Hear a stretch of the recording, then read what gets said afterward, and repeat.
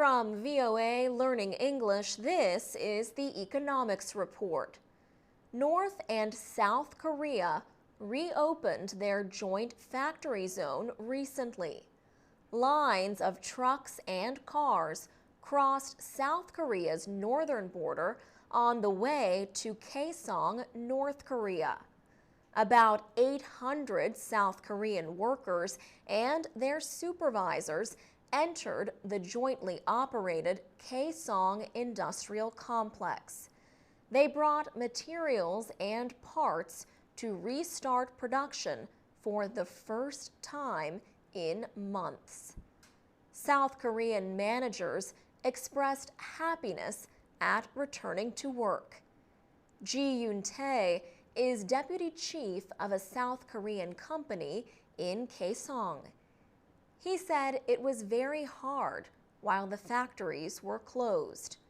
From now on, he says, he hopes everything works out well and the factory zone comes back to life. In April, North Korea removed about 53,000 workers from the joint manufacturing effort.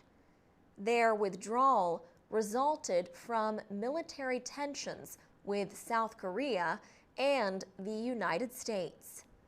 South Korean companies say they lost about $1 billion from the suspension of work at the factories.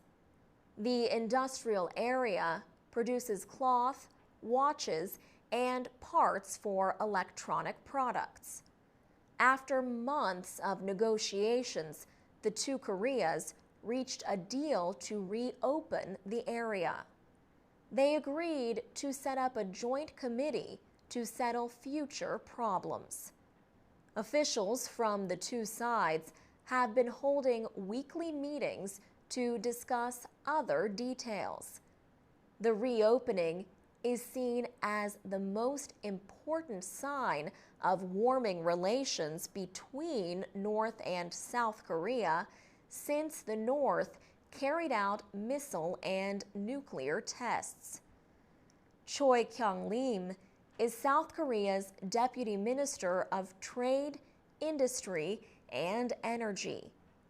He told reporters in Seoul that the government hopes many Chinese companies will invest in Kaesong.